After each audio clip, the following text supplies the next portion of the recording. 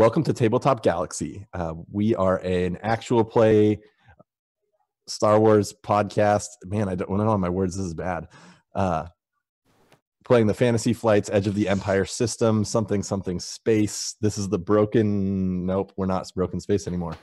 Welcome to Tabletop Galaxy, a Star Wars actual play podcast using this Fantasy Flight system, Edge of the Empire rule set. You're no longer listening to Broken Space, which was a campaign featuring two groups sharing a shared storyline. We're now in some sort of weird interlude where we're going to decide where we go from here. Are we going to name the next arc tonight? I guess we can. Let's figure out the next arc before we worry about names. But I figured from here on, we were just going to be Second Sunrise. Right. All right, I'm good with that. The Adventures of Second Sunrise. Ooh, I like that. On the starship Second Sunrise. No, Yeah, wait, that's the wrong. That's no. You're gonna get a lot of crap for that one. I know. Hey, I love them both, so you know. How dare you love them both? You know, I'm one of those guys. Raz, you missed me being a fool. So I mean, all of us. How about all of us? Really? That's the summary of me not knowing what I'm doing. Anyway, so this is a session like 0.1 because we technically did a session 0 already. But as our first arc was with the Halcyon Days crew, which they actually still have their finale to finish up, correct? Yes. I think so. Yes. Yeah. They are on the 18th. Then, whoa, the usual then. Touche. We are going off kind of on our own adventures in this big, wide galaxy that we have to explore. And so we're here just to kind of talk about our characters, what happened, what we liked, what we didn't like about the show, what our next steps are as far as the characters and as a show as a whole. So you all get to be a part of that and listen in on that and maybe even give some feedback if you want in the chat. We love it. We love talking with you and hanging out. So I think first point of order for me is let's figure out where you are all going to start. Where we left off, you guys it was kind of one of those like picturesque scenes of the big explosion and things falling and going away, and the nice speeder that you borrowed and the voice acquired. We were the exact opposite of a hot start. Like, yeah, we ended on a high note. Yeah. So I had a couple thoughts. It's fun to start stories in a hot spot. Yeah, totally. If we wanted to start basically right where we left off, that is a huge possibility, and then kind of the first arc would jump further off from Nar Shaddaa, or we can say y'all made it out, and you could start from a friendly port or do cantina, it 2 months later, or even on your ship, or do like the 2 months later thing. And I'm totally cool with either of those.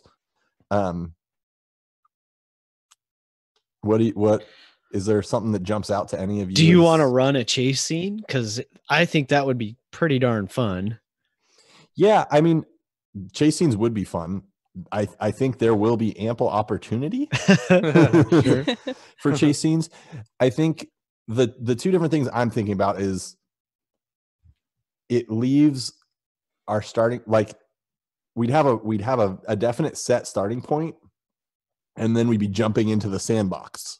Right. Which we can talk about here right now, so that it's a little bit more of a directed sandbox as opposed to just being like, what you're in the Star Wars galaxy, what do you do? Yeah, because that's my nightmare, since you have access to a spaceship and a hyperdrive. That's terrifying. So we have access to a hyperdrive and we have me on the crew. That's what should bother you the most. Yeah. So is there any way we could do both? Like do one of those 2 months later crazy exciting scenes to get it open with, and then jump back to how we got there? Ooh. I kind of like that. Like, I like the idea of starting with a definitive, like, there has been a gap, just to make sure, like, hey, this is a new arc. This is going to be the new story that we're following. Like, I feel like there should be at least some gap. Mm-hmm. Mm-hmm. Or One maybe thing to keep in mind, and I absolutely love those like record halt. So this is me. If you're wondering how I got here, like go back things, but just keep in mind that that does not always work when it comes to dice. And we got really, really lucky with the flashback episode that everything kind of lined up. Right. But like you could start us at 2 months later. Oh, how did we get here? And then we go back to the Nar Shaddaa chase scene. And somebody roll And really die. crappy, And and somebody we bounce dies. off the side of a building and die. Like the ship blows up. Yeah, it would definitely have to be something that we did really carefully. From a Well, another thought is go if ahead. we do so we could, in lieu of doing chasing on Nar Shaddaa, it could be a kind of thing where like we've just gotten into the ship, but can we get off the planet safely or something? Yeah, so I have a thought or two. We could also do the thing where we're like, we do the moment after everything went crazy, where we do our thing to get to the ship, and then we know once we've gotten the hover or the speeder onto the ship, we know that like we all just like set right now, like, okay, then from there we go to XYZ, and then just in mid session we say, okay, so you get on the ship, now let's jump forward a couple weeks. so kind of like an epilogue and then actually start. So, yeah, sort of. So I have a couple thoughts. Is we could do the flashback on the podcast, and actually do it sequentially here. So if that makes sense. So like we would, like the next session would start with the chase scene. So that when we go, like, if you're wondering how I got here, we can actually just like be like, we know how we got here because we did it. Cool. It would be one way to do it. The other thing is the more I think about it, it's a cool scene. It works great in movies. It's just really hard to map onto. Yeah, it's tabletop.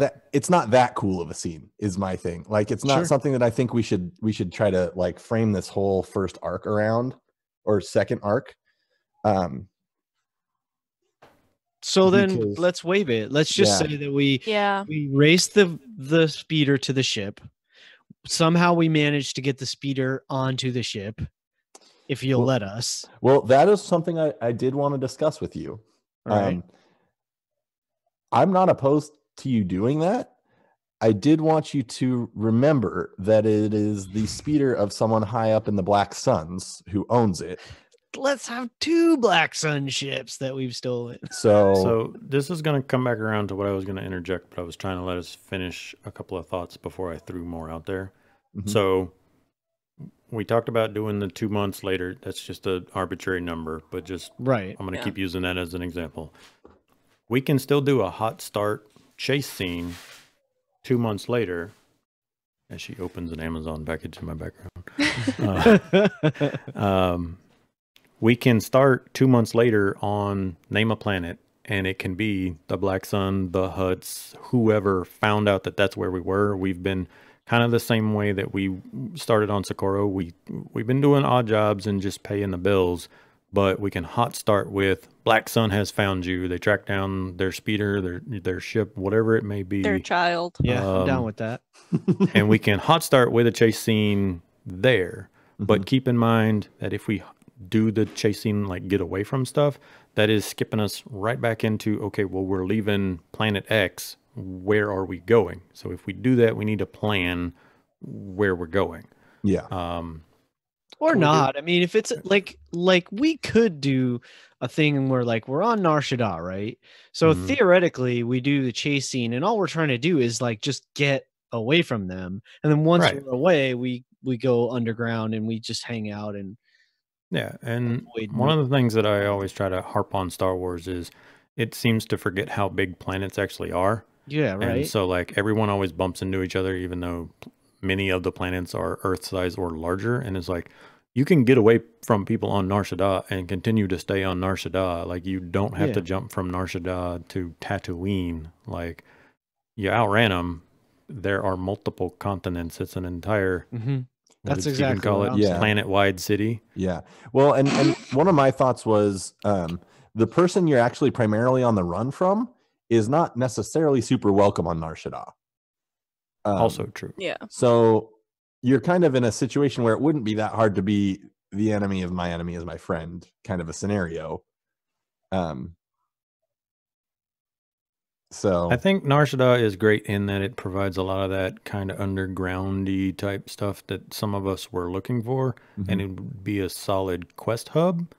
But, and not to like call anyone out, but I feel like the Kane character and the Zarko character could also both use a little bit of the away from civilization shooting things kind of lifestyle, not the noir urban adventure politico kind of stuff. I agree with that, and I think that because I know we're going to talk about sort of obligation and stuff, right? So with that in mind, from my perspective, that's what Zargo sort of wants to get to. But how is he going to do that? Well, he needs to do all kinds of research, and we're on Nar Shaddaa that's controlled by the Hutts. And like last session, we talked about the Hutt treasure planets, and Gregory was kind of like, wait, what? And I feel like that's absolutely Zarko's reaction as well. Like treasure planets, what that's all about. And so my thought is like, why not, I'm cool with Zarko using time wherever we are in civilization to like actively pursue leads and find out like how maybe he has to find some of his contacts and get some information about like, yeah, let's go exploring. Maybe we go find some ancient civilization somewhere. But in order to get there, we need to navigate the underground, the underbelly of maybe Nar Shaddaa or Baka Socorro or wherever it is to get that information even to begin with. Yeah, I agree with that. I think, and that's actually one of the things I wanted to talk about, particularly with you. I feel like Kane being the hired gun can kind of fit in anywhere in some instances, and away from the Empire and the Republic is probably ideal for him at this point. Unless we're trying to trying to help him get back in good with the we already have rebel contacts established on Nar Shaddaa. Right. Yeah. And we've started sort of moving in that direction, which I think is pretty cool. Yeah. But I think we're so from a like a bird's eye view of the crew, you kind of are nobodies, right? With a very good taste for cheese fries. Well, you're somebody, but you don't want to be somebody, right? I'm trying to be a nobody. It's not working. But you are in a situation where like what's the party funds at right now? Guys, this is why you need to keep track of your allowance. Pretty sure the party funds are at about 341 credits. No, I've spent mine. So I'm down to like 40 No, I'm credits. talking about mine. Right. The ones that I did not spend. Got it. Yeah. I want my own money. I gave you your allowance. I'm just saying, I don't want there to be a party fund. I want to split all money. We need not do it in session, but like, one of my minor gripes, not the right word, but one of the things at the end of Broken Space was like, I didn't know how much money I was still owed, and I kept having to ask you, but then I would like go to work and forget by the time I got back to Roll20. I would have to be like, let me scroll up in Discord. So like, I honestly had no idea how much money Vosk had for the entire first arc.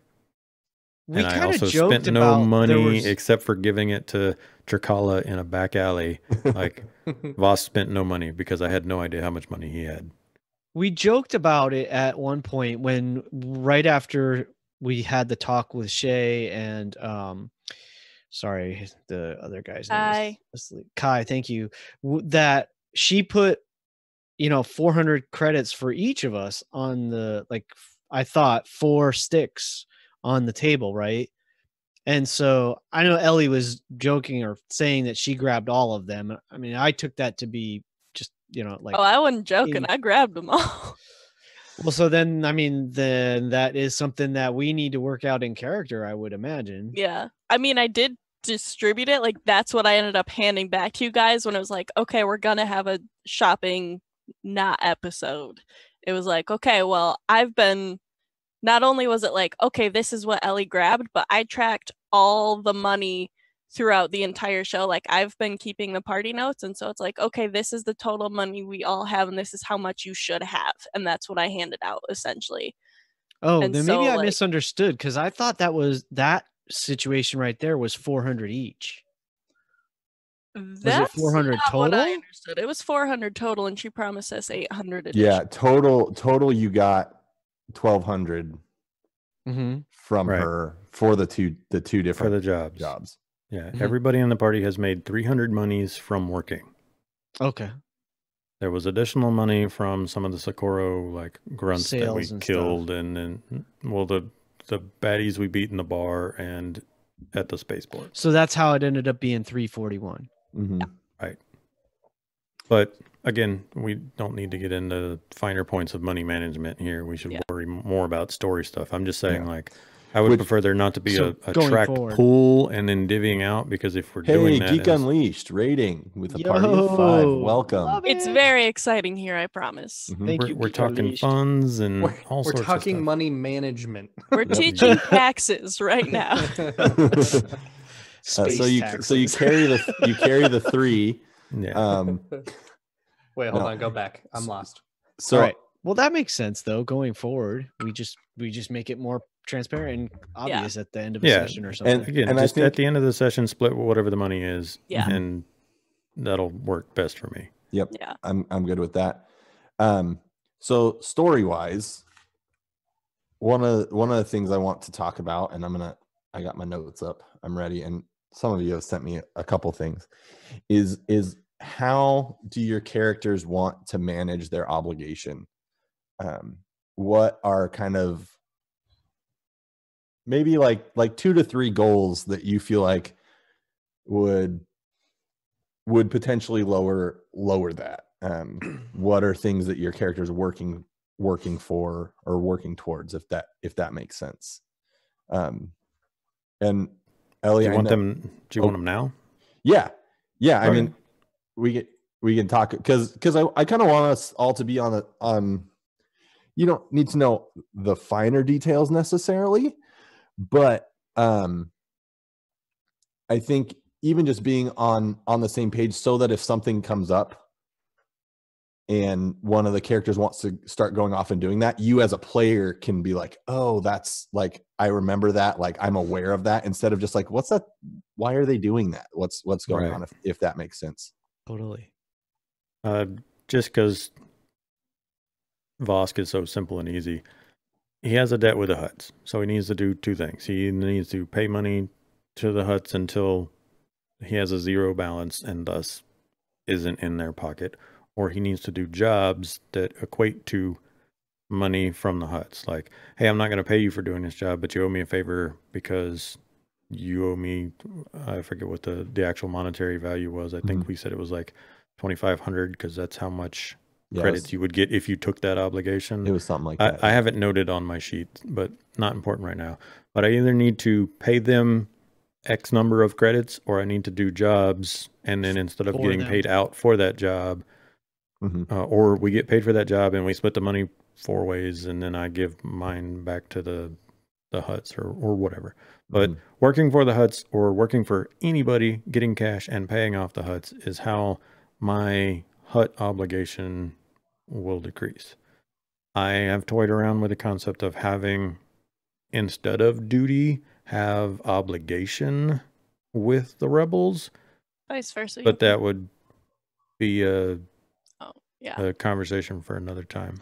Yeah, which that's good to even just mention though, because there are opportunities in this game to acquire more obligation, and some of it will not necessarily be intentional. Some of it will be situational, but it also is a mechanic that you all have access to be like, okay, I don't have the funds to do this. These are some people that might have the resources.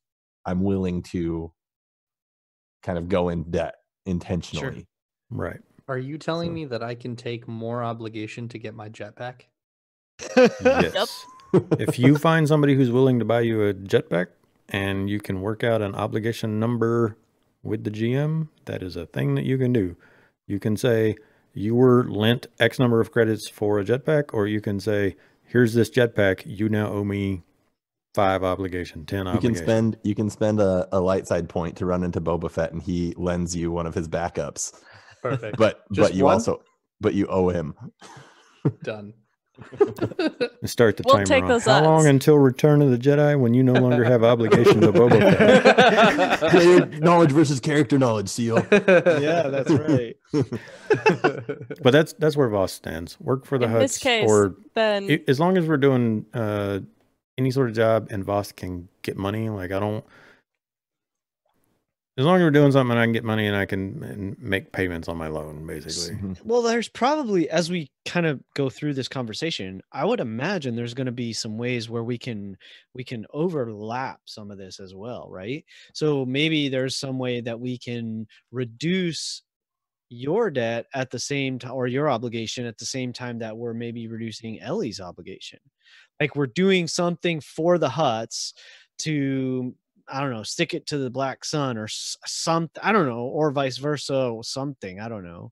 Maybe Mhm. I there's mean, some at ways this we- point, I have a pretty complicated / straightforward plan to reduce my obligation, and that is Kill everybody. close. He's gonna take over the Black Sun. She's gonna make a Death Star. Yeah, that's it. That's Already all been we need to do. done. No, but now that you bring that up, like overlapping, perhaps we unfold the Hutts into my plan, because this is my plan. Go find a small Black Sun, like, lieutenant, basically, and be like, hey, you want to be the Black Sun branch on Coruscant? Well, depose the current leader. His name is my dad, and here are all of his weaknesses. Go. And then just set him loose on Coruscant and start a mob war, basically, between different branches of the Black Sun. And so I could potentially fold the Hutts into that too and be like turning the different factions against each other. Maybe that would work. Who knows? But I'm willing to do this. I'm going to break Coruscant, or at least the underworld of it. This is my plan to reduce my obligation. Season 2, Broken Coruscant. You know what? It's a good way to eliminate Coruscant. Yep. To eliminate to eliminate obligation That would is be to eliminate quite a feat. eliminate the Eliminate the individuals that you're obligated to. So Yep. yeah. So that's my plan. Maybe that is something, like maybe that's what starts our chase sequence at the beginning of the arc, is just like, well, I just talked to a Black Sun person and planted the idea, but then another Black Sun person caught wind and started chasing us or something. I don't know. Well, we could also go the space pirates route and just find other ships that are more valuable and keep sending them back home to daddy. Like we capture this ship, and like we know it's not your baby, but it's like There's just a little 5 sticky note times on the as side. valuable. There's just a sticky note on the side that says, "To Dad, Heart Ellie." It's a start, right? To Dad, heart crossed out, Ellie. Oh my goodness. I want to hear what Kane has, Yeah, Kane. both in obligation and ideas for like where you want to go in general. Like what is Kane's goals? Yeah, so I've thought a little bit about this. As far as his obligation to the Empire, I don't think he's really actively looking to get rid of that. I think he's okay being hunted by the Empire. Just kind of accepted it. Yeah. I mean, not only is he, sort of a deserter, but also he joined the rebellion. So it just kind of comes with the territory. If the situation arises at any point during a mission where we're in an Imperial compound again, and there's a chance to wipe my record from their database, like, I'll take it. But I think he's not actively really pursuing that obligation. As far as the rebels, very, very interested in getting that sorted out. So you talked a little bit about 3 kind of things, is figuring out who set me up, why they set me up, and how I fix it is kind of the general big picture. And I've talked a little about Steven, but I see Kane kind of on a clock. Unless we all decide to join the rebellion. But if we don't, I think Kane gets this sorted out and then sort of walks off into the sunset at the end of this, is kind of how I've been thinking a little bit. The end of, like, whenever our journey takes us to clearing that obligation. I mean, there's no set.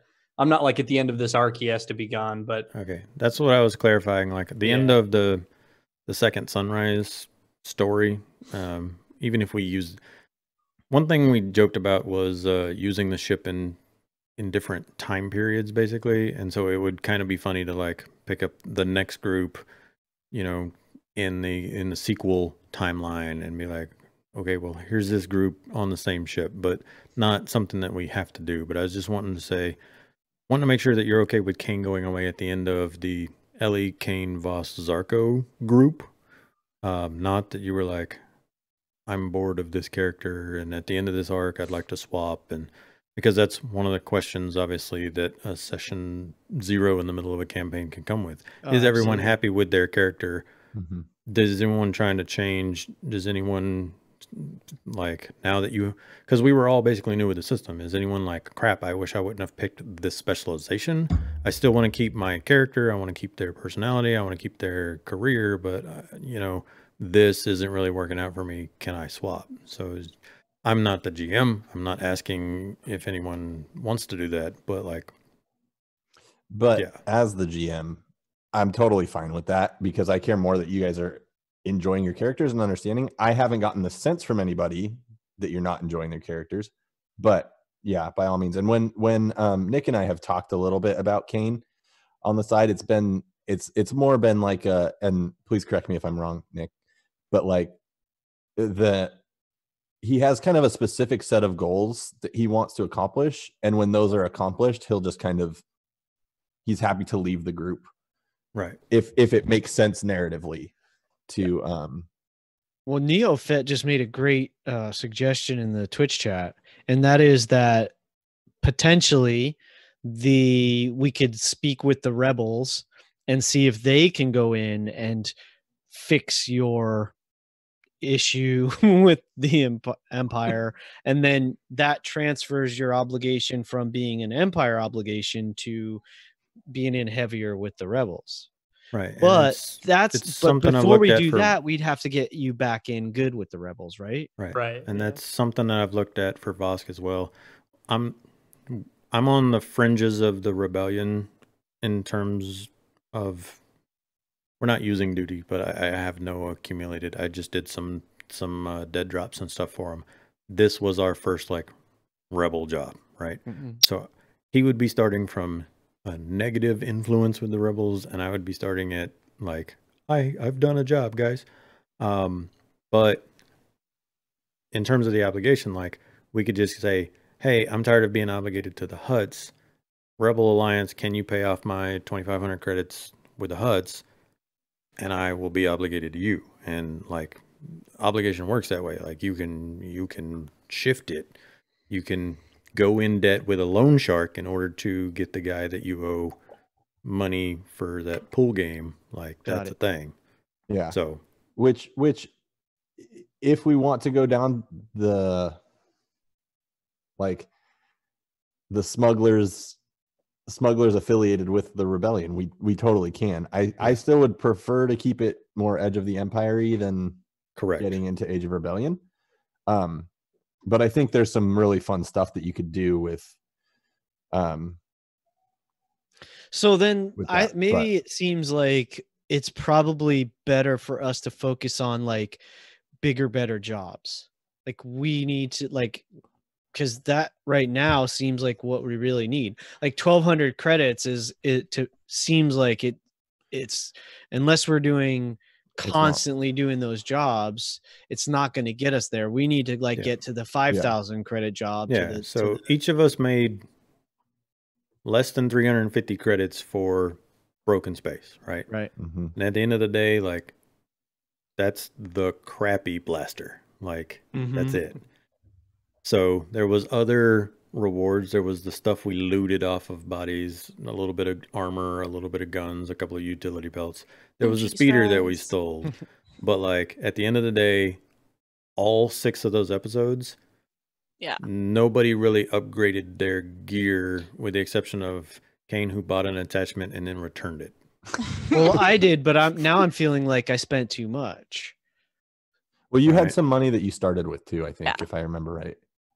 Yeah, I hope I did the math right. I haven't factored in on the party. It's fine. You're all cheaters. Closer look again afterwards. Yeah, it's just something to keep in mind. Like it was an introductory arc, so we weren't looking to make a ton of money. We were looking to establish characters and the world and stuff like that.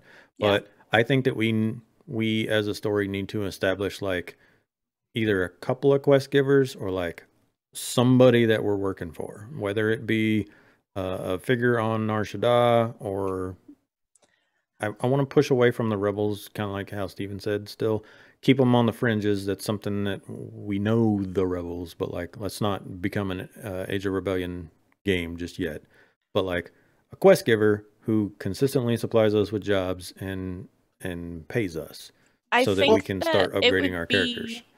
I think that it'd be pretty possible to keep us kind of as like privateers of like, hey, they like the work that we did on Nar Shaddaa because like, hey, that was a big thing for them. Like it was a big deal. It did a lot for like their whole plan. So like it would make sense that they would want to keep us around, but also looking at us, it's like, well, wanted by the Hutts, wanted by the Empire, wanted by the Black Sun. They don't want to be publicly affiliated with us. Well, so it would be relatively easy to say, yeah, we get jobs from them, but it's on the down low. Yeah, it's kind of beneficial for both of you because if y'all get caught, you can be like, no, we're not part of the rebels.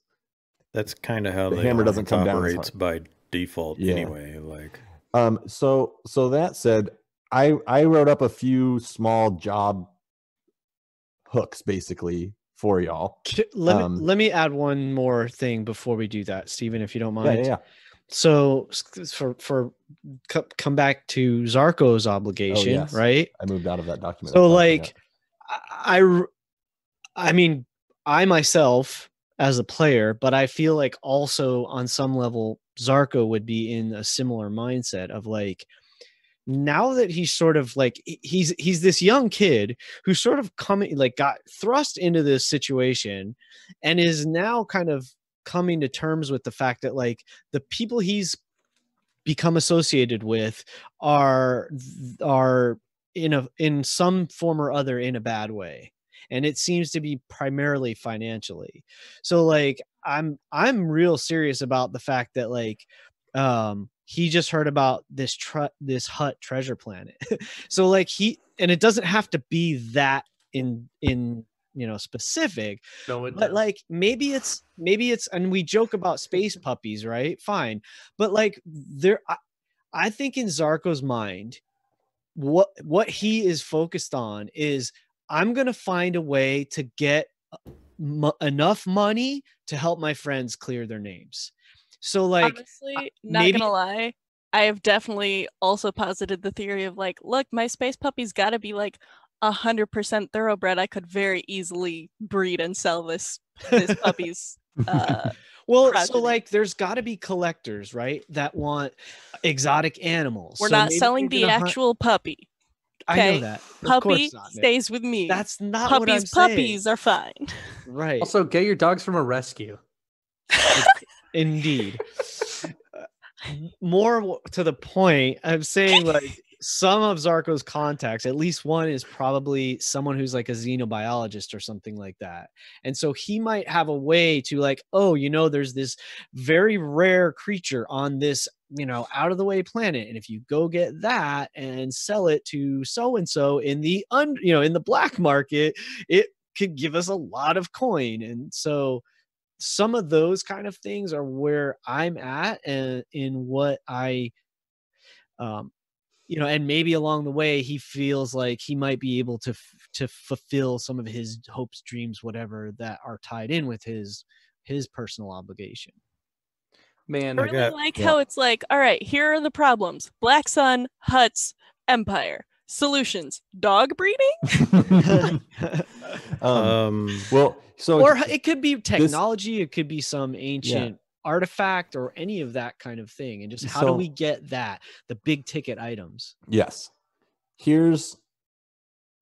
I think it's important in this kind of world to have a job board, essentially, right? Mm-hmm.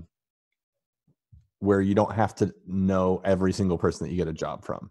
Sure. So with that, I have 3 jobs that would be job board-esque. Cool. And one that has a more personal connection to y'all. Right on. So the first one is from Dr. Vaz Renea. And basically the job is they've picked up some rumors of the remains of a lost medical frigate from the Clone Wars on the edge of the Outer Rim and Wild Space. And on Solonia, they are running desperately short of things like Bacta because the Imperials keep that very well regulated, and I can't think of the right word, but they don't let people have it. And regulated? Yeah. It's a controlled item. Yes. Vocabulary, again, an educational podcast. And so she is hoping that there is Bacta and other medical supplies on that ship, and is offering 3,000 credits and a portion of the discovery, potentially up to a full Bacta tank. You know why the healing gel in Star Wars is called Bacta, right? I don't. Back to basics? Because if you put it on your wound, you get back to full health. Oh, no.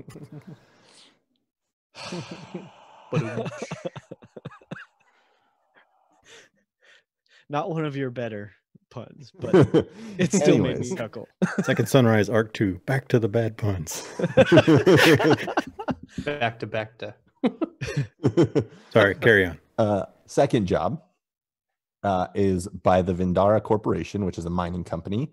They lost a small exploratory shuttle out past the Gordian Reach, which is near Yavin. There is a minimum reward of 3,000 credits for the discovery of what happened. And if you can find at least the ship, the remains of the ship. Was it a probe or a scout ship? Scout ship.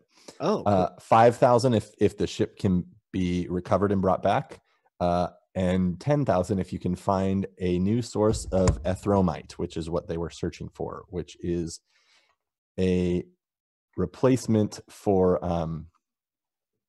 permacrete.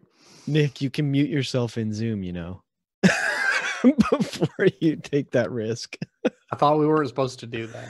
That's why we're recording in Audacity. Got it. Noted. Sorry to steal. Steven? Yes. I love hearing all of these things, but for the people with auditory processing issues, you're going to send us this in text, right? Maybe. We'll see. Please? Yeah. No, I absolutely will. Here, I can actually send them all to you right now. Thank you. The next job is just a basic job from the huts. If you're on Nar Shaddaa, it'd be very easy to pick up. They have a spice run for that has a drop in Corellia and a drop in Coruscant. Are you saying we're making the Kessel run? No. That's a different hyperspace route. It's very sad. I wanted to make the Kessel run. We can. Which hyperspace route would that be? It's the Corellia. I don't remember exactly. I think it's just Corellian Way. Smuggler's Run. It's the Corellius trade route. I did not expect you to have an answer for that. That was amazing. I was looking at a lot of maps earlier today. The last one is you would get a message from a Wookiee friend of yours named Fear Talk. We're taking this one. I declare it.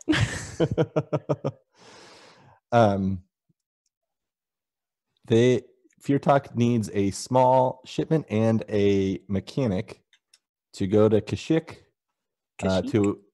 Kashyyyk.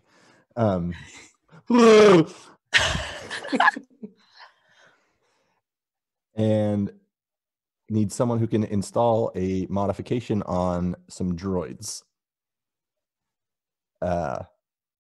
Here's a fun fact. I've been looking at getting into droid tech, and I was considering taking it as Vosk's second tree. And one of the things I wanted to have a sideline, either in this session 0 or just chat with you in private, Stephen, is are you okay with Vosk learning to make droids, thus giving you NPCs that you have to manage and be the personalities of? Absolutely. Can we sell those droids for money? I might not necessarily try to swing straight for like, let's get them in combat, but like droid tech is a thing that you can do, and it's a mechanic tree, and the rules for crafting droids and stuff are in the splat book for technicians. Yeah. No, it's heavily probably my second choice for technician trees. Yeah. As proprietor of the ship that we are in, who currently has half a droid wired into it, I'm going to demand that as soon as you learn droid tech, you take that astromech out and we sell it. Whoa.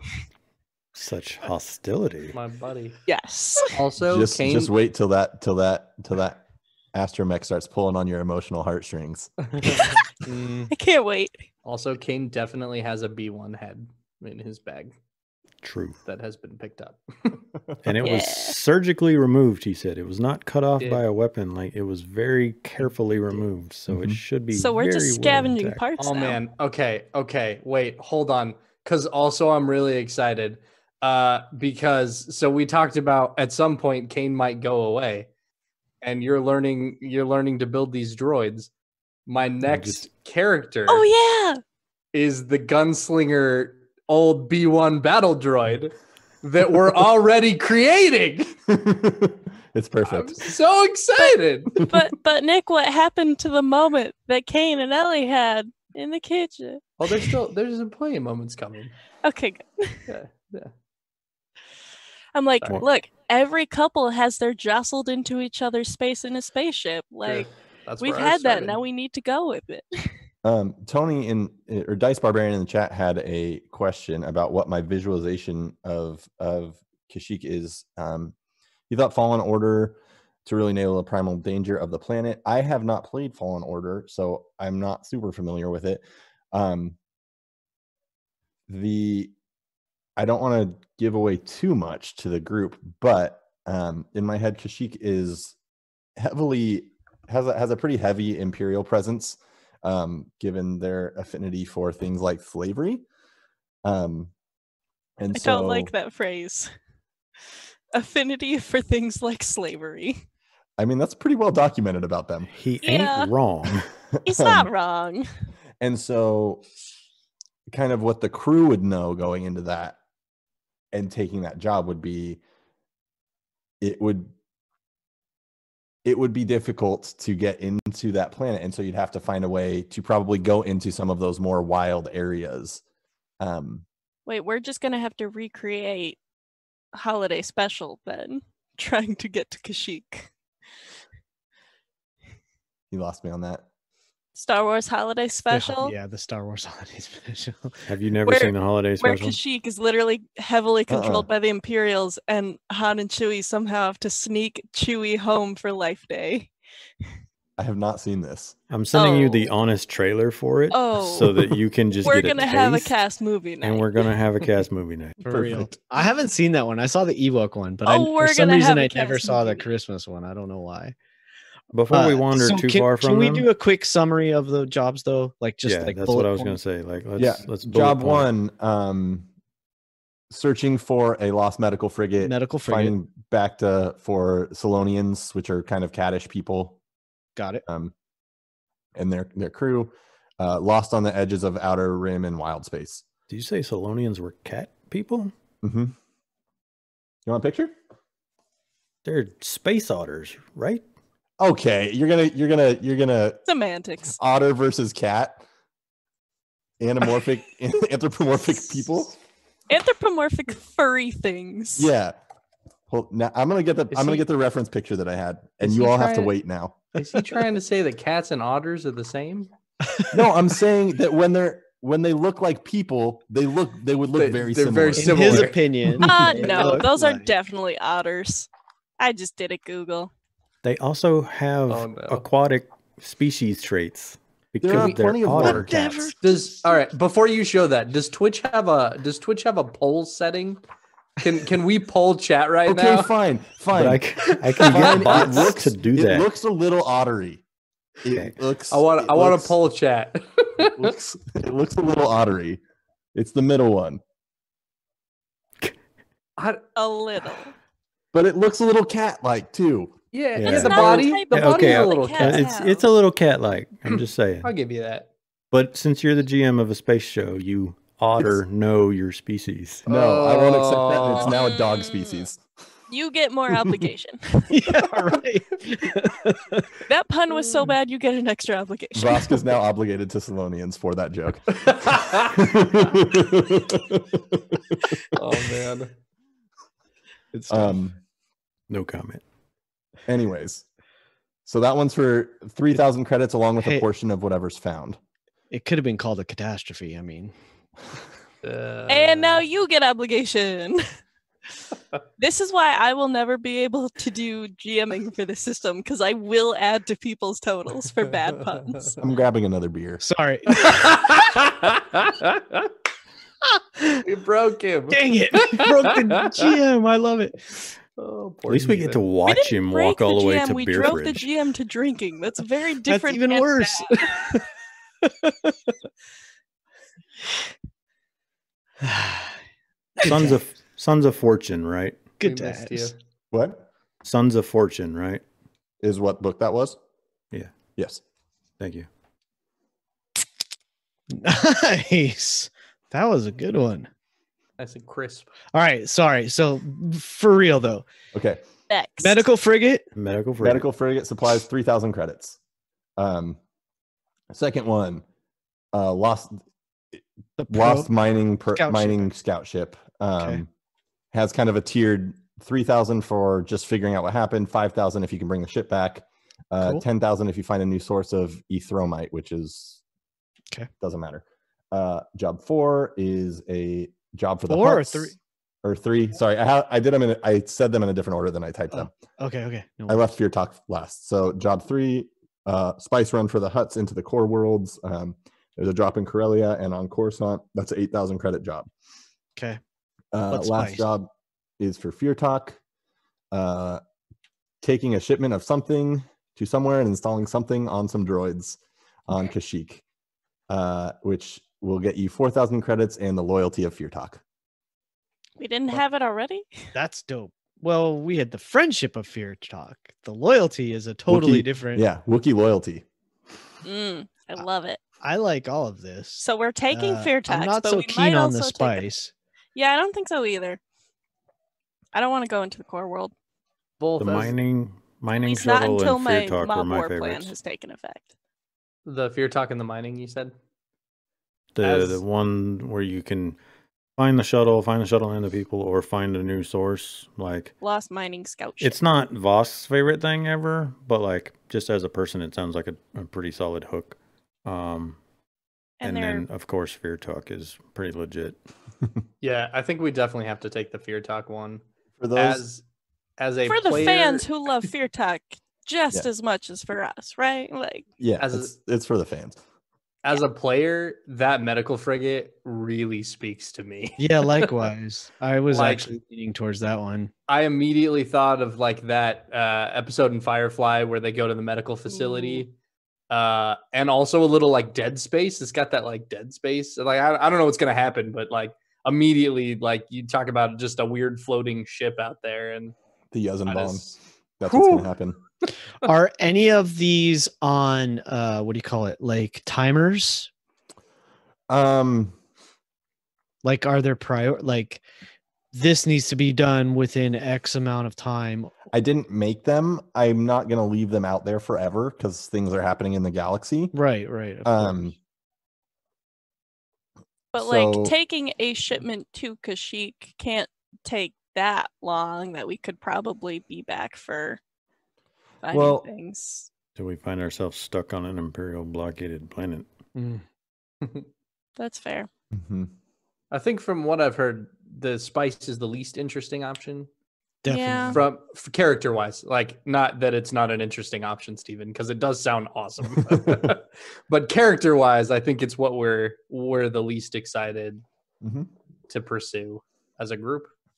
Oh, here's Although the. if we have 2 spice addicts, it might get real fun. I need to copy these. I'm gonna send them to you in chat real quick. Thank I have to you, delete a Lord. couple things from them. Valid. Well, yeah, I guess so. Tony sort of got the point I was coming across. That is like, would there be some way for us to do 3 of the 4 or 2 of the 4? You could probably pull off 2, depending on if everything goes. Oh wow, it's not. I'll send it to y'all on Discord. It's not working on the Yeah, Zoom we chat. can do it after. Yeah, that's not. This, we don't need 'cause, that like, right Put we it have in the Discord so basics. that we have it anyway, because once a Zoom call ends, then it'll go away. Yeah. Correct. And you don't have to do it right now. Yeah, no. Like, Take your it's time. fine. We're talking. We can do the writing. I just wanted you guys to have it for visual reference. Yeah. While you're All right. So Um, what is here's- Ellie's? here's What an is Ellie's idea. preference? I was gonna say, here's an idea. We split the party. Four Four ways. ways. And we do them One all. of us takes each. Son of a gun. Sorry about that. Because we only have one ship, though. That's the challenge, And a speeder. And a speeder now. which only works on a planet, not Yeah, I know. interstellar. So we have a what is mechanic. Ellie's preference? He's Sorry, gonna what'd turn you a say, Nick? speeder into a one-man He said, shuttle. he said I said we have a mechanic. mechanic. Speeder is just a state of How mind. good is I'm sorry. all it needs is, you know. I'm not sorry. But so seriously, Ellie, what preference? What are your top 2 in order? I really like the idea of getting to keep it back to tank because I'm kinda down Kane with that, too. hitting the threshold scared me a Mhm. lot. So medical So, frigate is number 1. I think medical frigate, but also fear talk because Yeah, I'm feeling that too. All right. I don't know that it's necessarily in character for Ellie to like fear talk as much as Niffer likes fear talk, though. That's my only problem. Mm. Well, if you want to just So Fear current Talk, though is Fear Talk medical has treated frigate. y'all kindly. Take that for whatever it means. Yes. Mm-hmm. Yes, it's So, just that like when Fear at Talk least- did the come on, like you guys are being dumb. yeah, the DM nudge. All right. Yeah, how no, about Kane? At least Fear Talk's probably top of the list just because we have that sort of personal relationship. Okay. And then I think if I might be a little biased because Nick is very excited about the medical frigate, but if I was going to try to make an argument in character, I would say that Kane is sort of all for helping people, and that seems like people are going to get the most benefit from our help taking that job. So while we're trying to make money, he's also still very much like wanting to protect people and do the right thing wherever possible. look at how very different Kane and Ellie's motivations are. Mhm. Protect my people, protect everyone else. It's like, okay. All right. For Vosk. The Fear Talk one, it's weird because as a player, I enjoy the established connection there. The actual mission as a player, setting the Spice one run in last place and just talking about the other 3. The Fear Talk one as a player excites me the least in the mechanics of it, but the most in the flavor of it. Totally. The mechanics of it, the mining shuttle one excites me the most, with the medical frigate right behind that. But flavor wise, I would put Medical Frigate and Fear Talk, player-wise, both sound great. Okay. So then Vosk as a character, all for helping Fear Talk, but we'll be fine on all three. Like there's no extra love-hate there. Like all three Vosk can mesh too just fine. Right. Perfect.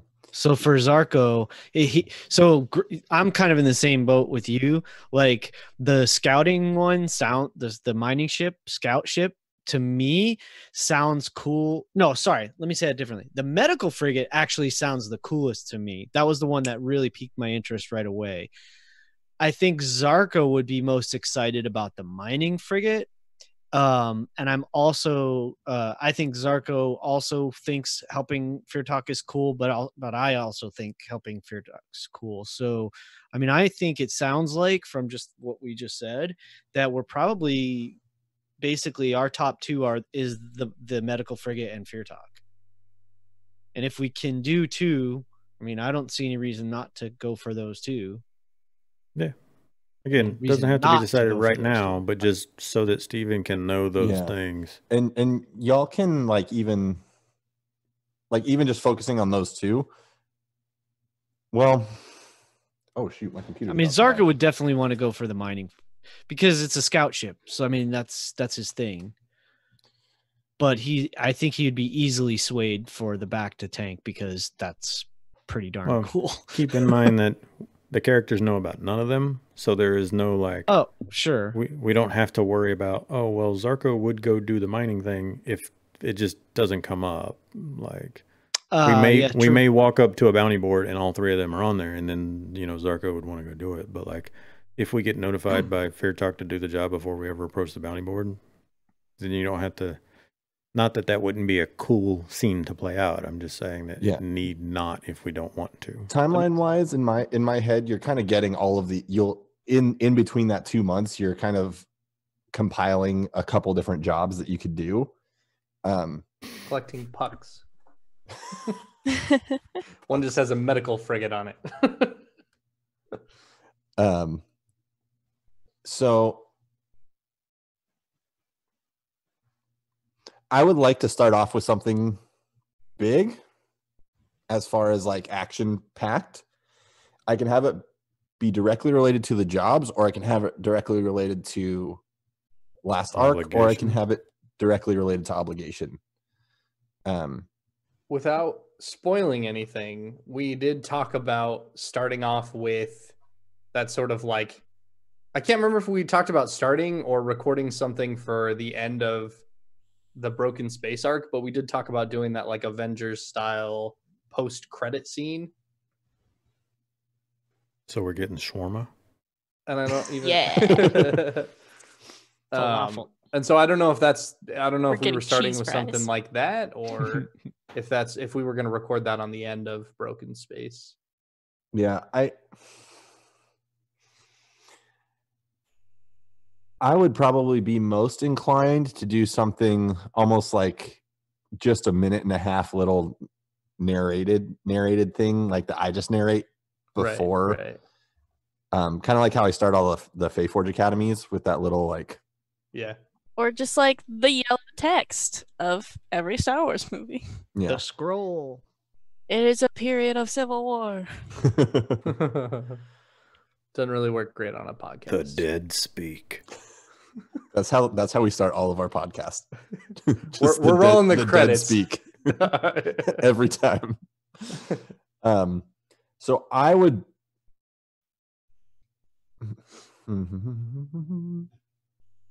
Which one excites you the most, Steven? That's a really good question. Here's the thing: the 10,000 credits option excites me. What did you say? Steven's favorite was the spice run. The spice run, and we all said, "Screw that one." Well, for reference, that one, the spice run, definitely has the least words. In the description. So all of us didn't like the spice run. That's Gregory's chase scene. Right honestly. there. I have different reasons why I made all of the different. I like all of them, and so I'm totally happy for all of them. I think what it really comes down to is how connected y'all feel to Fear Talk as your characters. One of the specific things that I said previously was I want to establish like an NPC. Yeah. Even if we see her in Arc 2 and then we don't see her again until Arc 4 or whatever, but like having that established and being able to come back and do jobs, and especially since you said that would be loyalty. Yeah. Vosk's home is Socorro, where Fear Talk is. Vosk has been in the town with her multiple months. The rest of the crew has been there much shorter, but like it's somebody we all know. It's somebody that all the characters enjoyed in character and all the players liked. And yeah, we also get to have Steven make Wookiee noises. So like best. But that's just like our first solid anchor. We can go make other anchors, but like having just a good solid one where if we're having this conversation before Arc 3, like Fear Talk can tell us about somebody or whatever, but it's going to keep us in those Edge of the Empire kind of arcs. I like having Fear Talk as a ear to the ground quest giver. Yeah. I think that would work really well. She works in a tavern, like people. And you could honestly, she works in a tavern that gets high traffic from shady people. A lot. Yeah. And excuse me. I think if we set it up as basically y'all head back to Socorro after Nar Shaddaa, like, okay, let's get out of there. Let's get to kind of a neutral place. Go apologize to the space boyfriend for leaving without saying bye. Yep. Kind of get our feet wet, figure out how we're going to get some credits. You would go talk to Fear Talk. And so what I will if we leave Nar Shaddaa, are we going to lose the lead on that Bacta run, or can we weave it in? I was going to say you can get that from yeah. Just basically, I don't need the answer. I'm saying keep that in mind. Like, yeah, where you want to spring that on us. I think yeah, I'm not ditching that. That's too good of a hook. Are we sure we can't run this like I run SWOTAR, which is to just accept all the quests and just kind of leave them there until I get around to it? No, you can. Your obligation will start to go up, though. Great. So I'm happy for you to do that. But you are. Okay, I feel good about that. I have some. I don't want to give y'all too much, but I have some ideas for where to start. We've got some good stuff on obligation, how we're going to eliminate it. I wanted to talk about what did we do well in the first arc, and what did we do less well. And I can even start. Sure. I feel like from my perspective, from a GM perspective, when you have a whole table that actively engages what you put out in front of them, that's always a good thing. And I feel like that happened. I feel like there's a lot of really good chemistry and really great role playing between everybody. I think for me, what I'm really wanting to work on is smoothing out mechanics and having that go better. And I've taken a few steps to try to have resources laid out better for me and all that kind of stuff. But those are probably my two big things. And maybe right behind those, or right behind that, would be just my proficiency with Roll20. I can teach you the Star Wars sheets. I know much less like of the snazzy stuff. Like I can do some really snazzy stuff with the 5e sheets. But I can teach you Roll20, and I can teach you what I know about the Star Wars sheets. So feel free to ask questions, or we can just jump in Roll20 and play around sometime. And I can be like, did you know how to do blank? Yeah, that might be. Because I would love like to do that. Token actions on some of your NPCs are going to really help you. And just being able to like click a button instead of sifting through pages will and I think smooth out the I think combat. over the next 2 weeks, kind of before we do the first session, I'm going to put just a bunch of NPCs in there.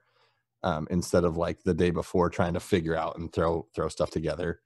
That was not a good route to go. So learning. Okay, so that's my kind of pro and con. Sweet.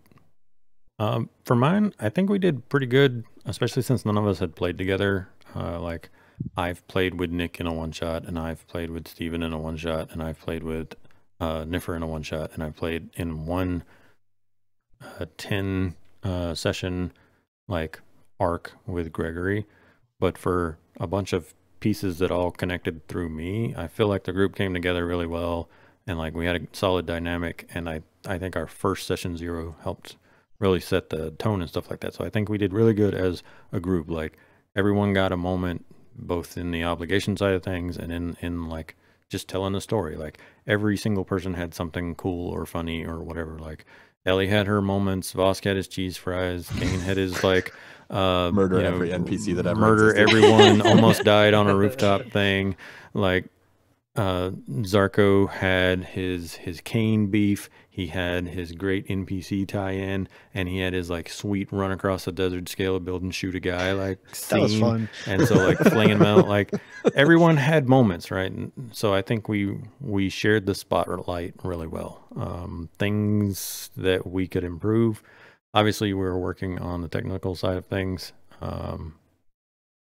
As we learn more about the technology, and hopefully things like Zoom fixing its stuff, but our recording thing that we're trying tonight on a session 0, where if it doesn't work, cool, whatever, should really help. So that's the main thing. I really want to smooth it down because I'm spending a lot of time editing and I don't have a lot of time, y'all. But also I should get better about talking in character, and I haven't really done a voice for Vosk. Like I've just talked in character with my voice, and I don't know if I want to do a voice for Voss, and if I'm good enough to do a voice for Vosk. But I need to be. Everybody's good enough. I think it's always really obvious when you are speaking. At least for me, it seems obvious when you're speaking in character. Because I know that I'm not using a character voice, so I need to start with a Vosk says. Or whatever. But I know this is rich coming from somebody who uses lots of different voices, or at least tries to. I think there are a lot more ways to be in character than voices, and voices are just the obvious way to be like, oh, that person's in character, they're using a voice. But you can be a really bad role player and use a great voice, and vice versa. So totally. So I think the way you narrate what Voss does is one of the best I've encountered. Yeah, I just want to work on fleshing him out a little bit, because like I make jokes, and both in and out of character, I make puns and jokes and stuff like that. But it's something you make puns. I'm not across the board that I am trying to be better about, is having more depth to my characters. I always seem to talk the same way regardless of characters. And I'm very repetitive, so I want to add some depth to this guy, especially since we've been most serious on this show, and that's what I got. Cool. If you want to talk sometime more about like creating more depth with Vosk, we can maybe when we're doing Roll20, we can chat about that too. All for it. And you can also be watching the Star Wars holiday special in the background.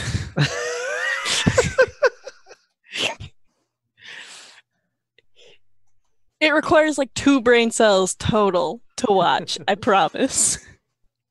Nothing. Those 2 brain cells try to kill each other for watching. All right, somebody else. I don't know. So for me, I'm actually feeling like I want to have a little more talk with Nick about Kane more than anything. Like like you said, I really enjoyed the fact that it didn't feel like anyone was ever trying to steal the limelight. It didn't ever feel like anyone was like not getting a word in or being sort of sidelined in any way. Like I really felt like there was a nice, comfortable flow of, who's, who's taking center stage, who's, you know, getting something accomplished, or even if they're not getting something accomplished, at least they're exploring their character and you know, getting some of the stage, sharing the stage. So that was, to me, I think the thing we did the best, if you know, if I had to say anything. I, at least at this point, I wasn't too concerned with the mechanics. I mean, like, we're all still learning it, and you know, yeah, I mean, maybe it's not the ideal thing to do in a podcast or whatever, but like, so we're going to appeal to people who are still learning it, you know, or who have never even heard of it. But like, so I love Kane. Like, as a player, Vosk has an issue with Kane, but to me, that was some of the Zarko. Zarko has it. You're Zarko. You did it again. Maybe that's what we need to work on. We really need to work on that. Zarko really like sort of has a problem with Kane, but also is like, can't help himself for realizing like, wow, this dude knows his stuff and this kind of thing. And so like, playing that out in character was loads of fun. So, and even before we started talking about what, like, maybe what quests, you know, what, if we're going to use that, what jobs we're going to take, regardless of me just as the player or at Zarko the character, I'm actually like, I think it would be super cool to see, to help Kane resolve his, you know, challenge with the rebels. Zarko doesn't really know enough about it to do that, but at the same time, I think he's in a place where it's like, this is his crew, this you know, this ship, this group of individuals, for better or worse, has come together, and they, for whatever reason, they work well together. And so like, he would probably just want to help facilitate that, whatever that looked like. So it's like, if Ellie needs to get off the hook with her dad, how do we do that? You know, Vosk needs to get off the hook with the Hutts. How do we do that? That's sort of where his thinking would be. Mm-hmm. I think. So I'm really curious to get a little more from you, Nick, about like, I mean, do you, like Steven kind of asked it earlier, it's like, are you cool with Kane still? Do you think, you know, you wanted to try a different character or build, or what, where were you at? Yeah, no. If I have a concern at all with anything that's happened in our group or in our game, that to me would be top of the list, because I for sure want everybody to be having a good time. No, I'm absolutely having a good time. It was more just when I didn't, you know, we've kind of have trended on the side of being good individuals, which when I was talking to Steven was not the direction I thought we were going to be taking in the long run. And so I didn't really see Kane fitting in for the long haul. But I think as we kind of got it, and this is pretty, I don't know, maybe session 3. Yeah, it was like probably early. Yeah, probably halfway through the arc. And so, you know, I think it's definitely something that, sorry, I forgot to. But yeah, no, I'm absolutely happy with Kane. I think it's just something that that down the road, you know, like I said, once his sort of issues are sorted out, and I'm not saying that's a definitive thing, you know, if we get to there and his issues are sorted out, and you know, he feels this connection to the group, or feels like there's something that's keeping him here, that his goals have changed, then Cough, that's Ellie, absolutely cough. Yeah, so what you're saying is I have to flirt so that you stay. I gotta take one for the team to keep the team together, I guess. Here we go. So one of the things that I love most about playing RPGs is that I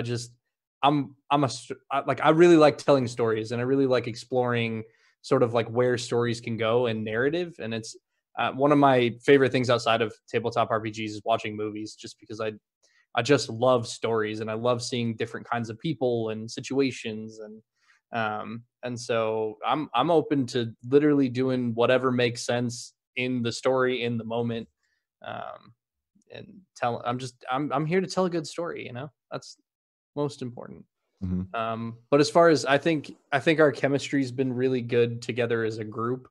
And I think that's one of the biggest things is I just, I feel comfortable with y'all. And I feel like we're actually picking up the mechanics fairly quickly in a, I know it's not an easy system. But I think we've gotten that, and it hasn't really slowed us down that much. But one of the things I would like more of is I would love to do some more RP.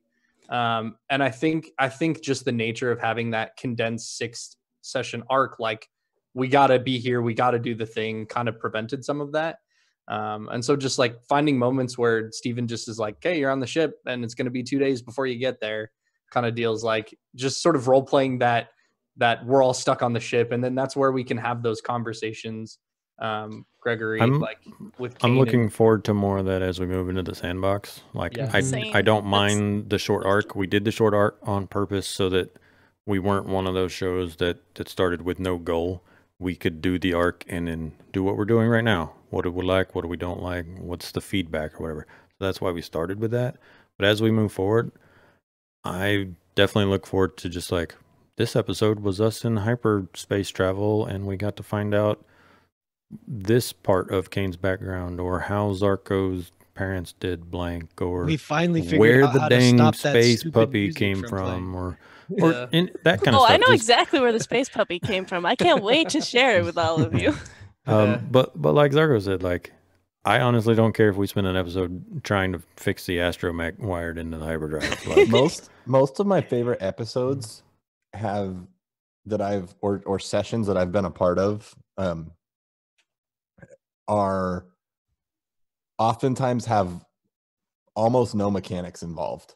And it's just like what I live for as a DM is when y'all get in a situation and I don't say anything for like 25 minutes. I really like that about the Icefire group that I ran for Gregory. Like there was, I can make the joke about it. Like I told him, hey, we got 3 episodes left, and then they had a shopping episode, but the entire shopping episode was shopping / RP, and I had to do nothing the whole episode. And so it was like, those are the best kind of episodes. But also, you guys had 3 episodes, and you just burned one standing in town talking about life. So you have 2 episodes to beat the dragon. Go. Yeah. No, I think my favorite Not Quite Heroes episode, if y'all listen, is one where Evanella and Firefly and Gale are shopping. And it's just so ridiculous. It's so good, and I didn't do very much at all. Well, and Rook and Thad too. They just got into shenanigans on their own as well. Which we actually ended up recording that separately because this is a behind the scenes thing. They had audio issues and like couldn't get the mics to work, and so like Wade was trying to get Thad's mic going, and so I was just like, they were role playing in the shop, and so I was just like, well, I'm just gonna let them keep going. Nice. I have no reason to stop them. That's super cool. Yeah, it was great. So anyways, I love that stuff, and I'm really excited about this more long term, because I don't really write in arcs necessarily. I'm gonna step AFK for a sec. Keep going. Yes, you like let things play out as they do more organically. Yeah, I don't necessarily have an end goal in mind usually. I have pieces that I know what their motivations are behind the scenes, and I try to let those play out as naturally as possible. And when those are forces that are opposed to the PCs, then things happen. And that's usually where a like climax of an arc ends up. And as we go, they're like in any story, there comes a point where it's time for it to be done. Sure. And so letting that take shape, and the protagonists and antagonists naturally kind of just showing up due to choices that were made and stuff. But like I don't go in going like, okay, their goal for this arc is they have to get thing X. That's why you had 4 hooks that were just like, I don't know, maybe they'll go to Coruscant and maybe they'll go to the wild space. I don't know. What is a little bit different about Edge of the Empire, as opposed to like most of my DMing has been in D&D outside of like the occasional one shot, is the Edge of the Empire has less of that hero feel than D&D, right? Mm-hmm. Like you actually are more just like people in space. And so it'll be interesting figuring out who your antagonists are. What are those like? Is it outside of the obligation? Like, how's it all going to work? Is it just Ellie's family chasing you down the whole time? Like, we definitely know who a singular antagonist is. Yeah, well, and that's what's so I interesting shot one of them about the whole obligation feature. Yeah. Anyways, I'm just kind of rambling. It's really cool. Did I have any other notes? Well, I mean, I didn't get to take my turn. Yeah. I was just and we really didn't hear from Nick of like, you kind of said what you thought was working well. Was there anything you thought we need to do better? No, I think it just, I would really love to role play more. Okay. That I don't think for me we didn't do enough of that. Yeah. I don't know if I'd call it a problem, but it's something that I really like and would like to see more of if y'all are open to that sort of thing. Of course, yeah. I think we all felt the pressure, like of course. Yeah, like being in a partnered thing, we had to keep up basically as well. Especially since they were doing every week. Yeah, that was really a really interesting dynamic to try to balance the timelines. And Rob and I spent so much time like, okay, this happened in my episode. Where does that put you in relationship to like when this is happening? Like, yeah, it was very interesting. It was really fun.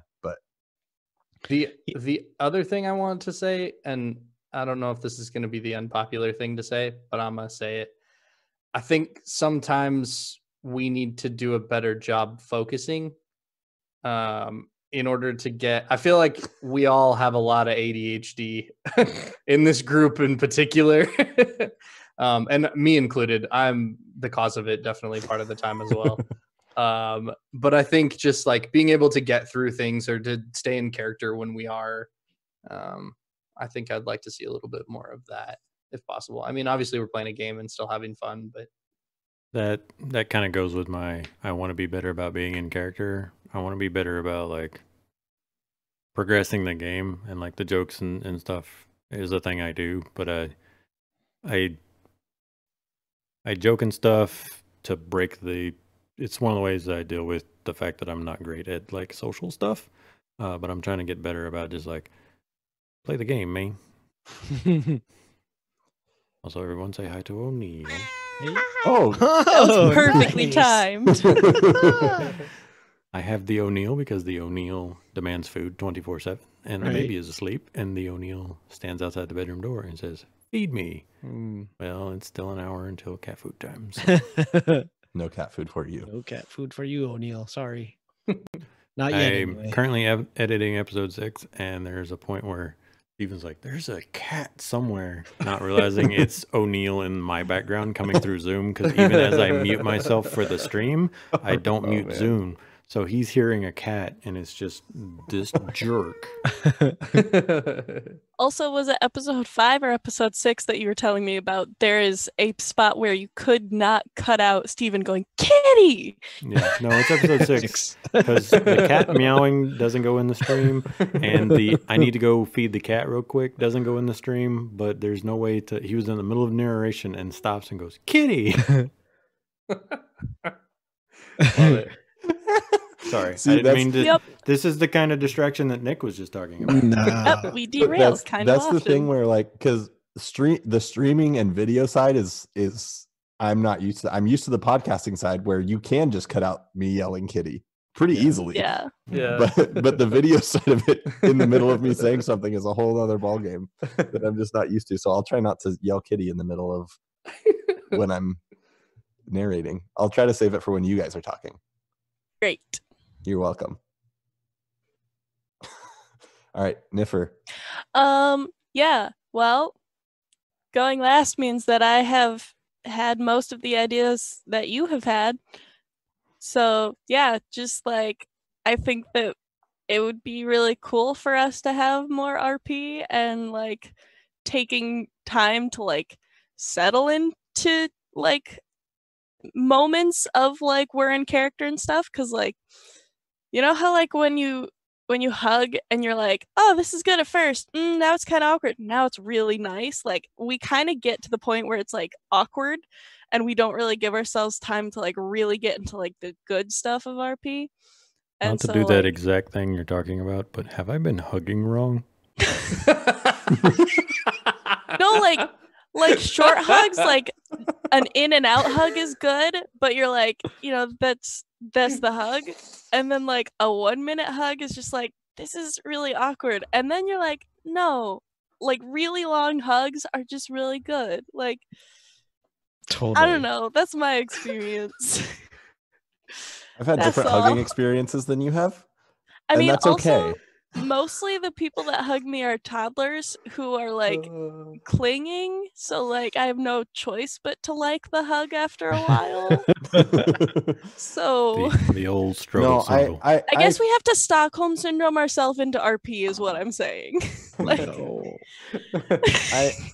I totally agree. I did a little bit more than I am used to and usually even comfortable with, of like just pushing you forward in like a few spots where like, yeah, I would normally let y'all walk and talk for a little while. And yeah, and like sometimes I felt that, but at the same time, like maybe that was good for a first arc where like we don't really know each other, but going forward it's like, no, we live together, we're doing this, we're a whole crew, we need to have those times to have those moments, you know, like So I think this is a good way to kind of transition into that type of flow. Yeah. But yeah, something that I want to say about our pros, like what we do really well, that's sort of been covered, but like I want to explicitly state it this way, is that we cover each other really well. Of like, you know, one of us doesn't know the rules, somebody else speaks up and says, well, it's this, or like we vamp until they have time to like find it. Or if Steven's juggling one thing, the fact that I have GM rights in Roll20, I can like set the turn order correctly while he's still trying to get his NPC sheet working. That's a very valid point there. No, that is actually, I think, one of the things that has made the art go really well, is especially seeing as though the first real session of this RPG that I DM'd was our first session. It was really it has been really helpful, and I see no reason to not help each other. Yeah, but like we're very good at like seeing where other people's like gaps are and filling them in, and like, you know, me taking notes and stuff and like tracking all the NPC names so that you guys are like, what was his name? And I'm like, it's Kai, guys, like, come on, your name is Zarko, let's go. Like, I am so glad I'm not designated note taker, because that's normally my role, and I just got a million other things. So thank you for being designated note taker. Neophet in the chat just said someone walks in on Kane taking a shower. Story RP encounter. Oh no! Yellow card. Yeah, that's what I was thinking. Keep it right there. Okay. I can't decide who would be the worst. In what way? Yeah, the worst what? Which worst one of to do the the other walking in. crew members walk in? Which one would be the worst? Oh, yeah. Because there's like the awkward maybe crush tension of Ellie. There's the I clearly don't like you tension of Zarko. Like, there's the I probably stand there with cheese fries. Hey, Kane. What's going on? Oh, that would definitely be the most entertaining. Or just like, you know, he turns around, the space puppy's staring. Exactly. It's like people who let their pets into the bathroom. It's just like Space Puppy sits there and watches. Like, every single one of these would be bad. Is Space Puppy partially aquatic? Is Space Puppy taking the shower with Kane? Space Puppy is blue, we decided, and has six legs. It's Vaporeon. Yeah. Space Puppy is roughly Vaporeon. But we haven't really established anything else beyond that. And that it's like you know, pure breed. No, Space Puppy is named Emerald after Ellie's dead brother. Just did not know that. Yup. I'm Space Yeah. Puppy's nickname is Jeff. I was just gonna say I'm gonna call it Kyle. Yeah, no, lore drop. The puppy is named after Ellie's dead big brother.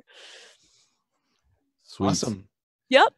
Well, is there anything else that we needed to talk about? We've got None of starting you have hook. bothered to ask why Ellie has a dead big brother, but I Mm. guess we'll get to It just that. hasn't come out in the game. We're gonna have the space for the RP. Exactly. That's right. We're gonna have the For space It's for real. the gonna be RP. good. When someone I- finds Ellie's brother's head in her back. Don't you Right. dare! He's been dead for like 10 years. Yeah, a souvenir. That it's would in be the so gross. it's in the freezer, Steven. Come on. That's the smell that Kai and Shay were Oh talking about. God. Turns out Dad wants the ship back so much because it's brother's tomb or something. Oh Like, my god. oh, we stole the urn. Oh no. Just turned into a horror show. Yeah, right. So I would like to add something that is not that it's not intended as any kind of a critique or anything like that. It's more just like something I would love to see a little more of. I don't even that's right. I think I'm 100% on board with what everyone's saying about the RP and not feeling the pressure to push the story forward. I think will allow us those natural moments where the RP goes as long as it needs to. And I know I can tell just from the games that we've played as a group, but also from listening to you, Steven, in the other games that you run, that you've got enough of a good sense of like when you need to interject something that I think we will be able to, as you know, as a whole group, to keep that moving forward nicely. I am very, very excited at some point, whenever it makes sense, to do some space stuff, combat, something, running away, whatever it happens to be, chasing, if it's navigating an ice field, or however that comes out. I would love to do more of that sort of thing on the ship. More I space think- stuff. Yeah, more and not necessarily. Yeah, just some. Second Sunrise Arc 2. More space stuff. Space. Let's More let's space in do- space. Too space, too broken. No, I Let's agree do a though. Star Destroyer. I really enjoyed non-combat encounters just like as a thing. It's why I bring it up so often on shows like Guest Star and stuff on. And this system is really great at that because you have the social encounter, like playing the skills off of each other and straining each side until one side wins. But the spaceship combat, as rough as it can be because it's its own whole mini game, but also navigating through terrain is a really fun set of rules. And I've only GM'd one campaign of this system, and it was the Beyond the Rim like pre-made module, and it doesn't get into it until later in the thing. I don't want to spoil anything for folks who might want to play that, but the navigating through terrain chunk was super exciting, and even more so because my group had stole another spaceship, so I was doing navigating through terrain with two ships doing things. So I was doing two chase scenes simultaneously, but it was probably the funnest like encounter of that entire campaign was, oh god, they split the party, they're on two ships, I'm doing two chase scenes simultaneously, and unlike combat where, oh, you exceeded your wound threshold and one person went down,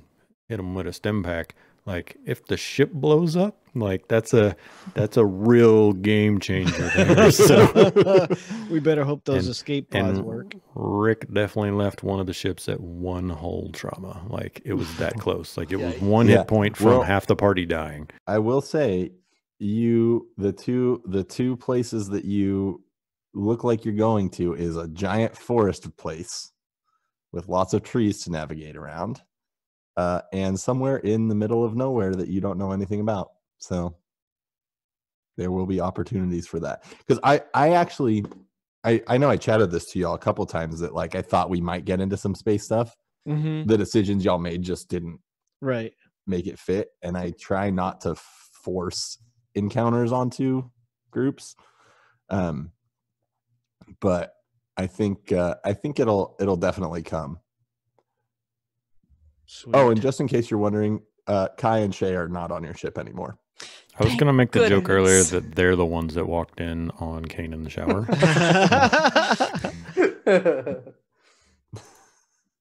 But Hoping for Walked some in. alone time. yeah, I was saying they were heading towards the shower. Not at my ship. Not on my ship.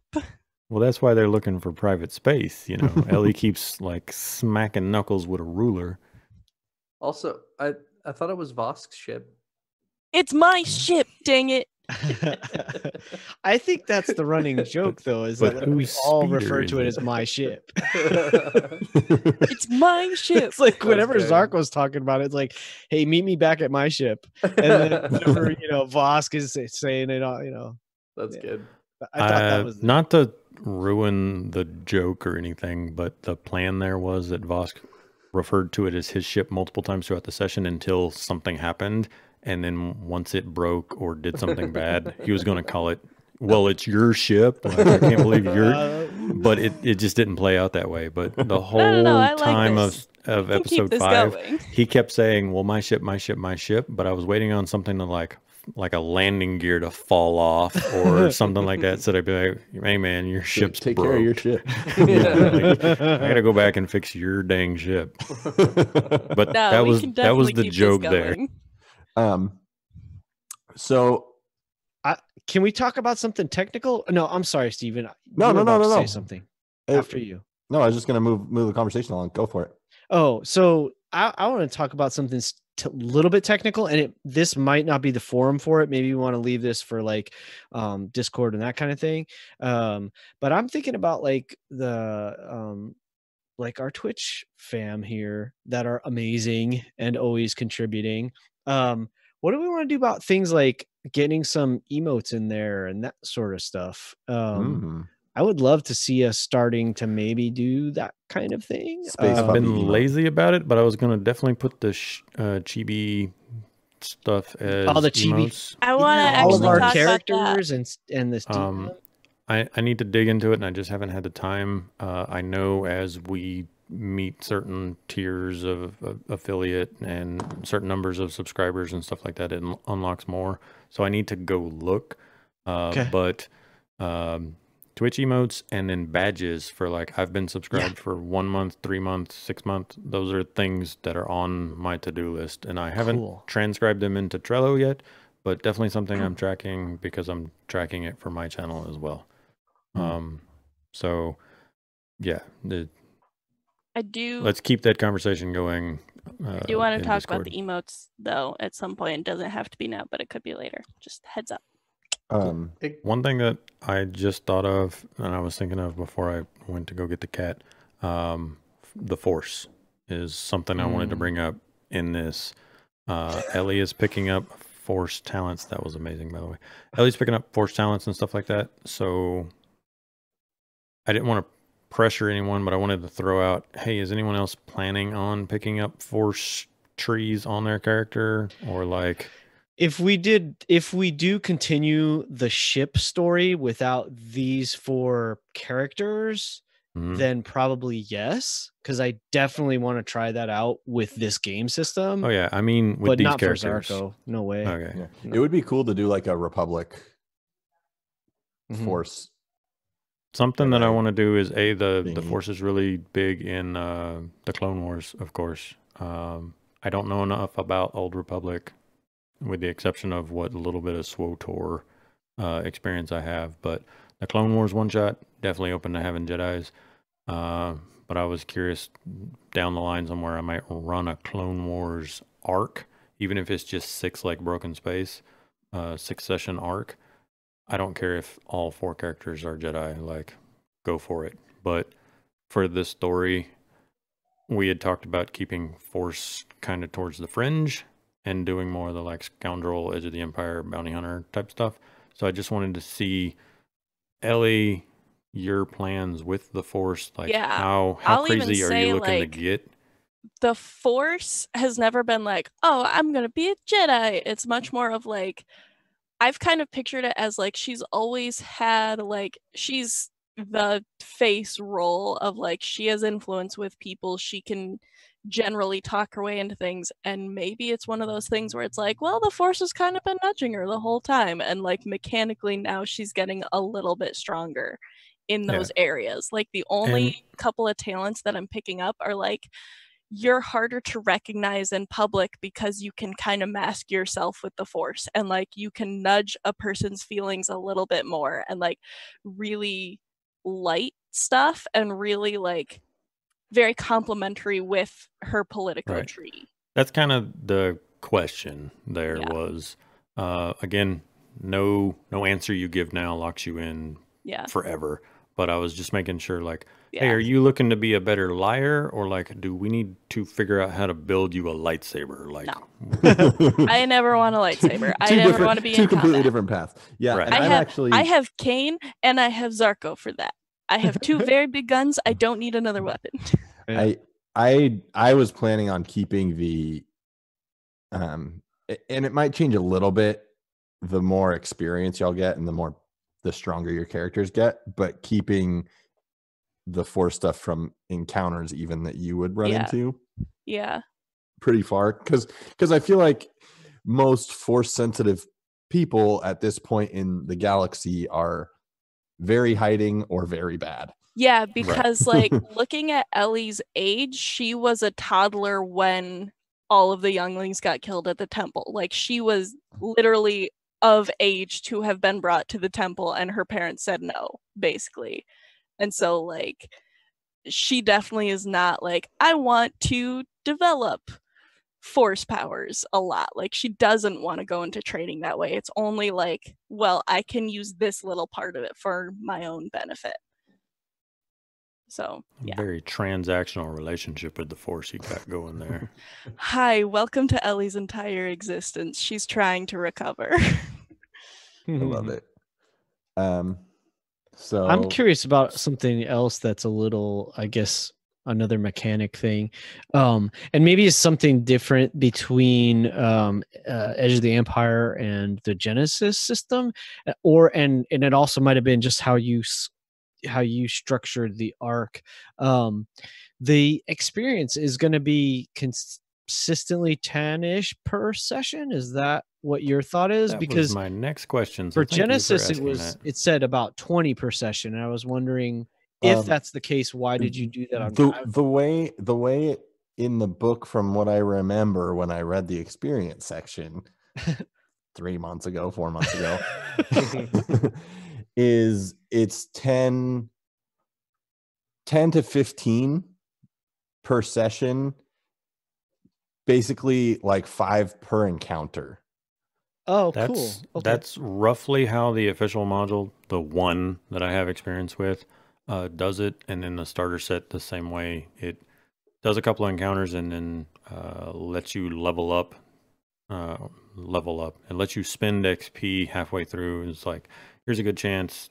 Let them, spend a couple of XP on talents and stuff like that. So we're roughly on par, especially since we only play 3 hours instead of like a 4 to 6 hour game. Like if we were doing a weekend, like 6 hour game night, we're about on track. But XP was one of the questions I was going to ask as well. Like, is everyone okay with the 10 to 15 a week, or should we ramp it up because we only play every other week, or what? But I mean, I'm comfy as we are, and this is my first time playing the system, so this is the first time I've actually got to like spend XP on my character. But also I'm like super excited that the characteristic upgrade, dedication or whatever it is like my next thing, and then after that it's my signature ability, and I'm like so close. So yeah, but that's all I got. I do think we will probably land more in the 15 realm.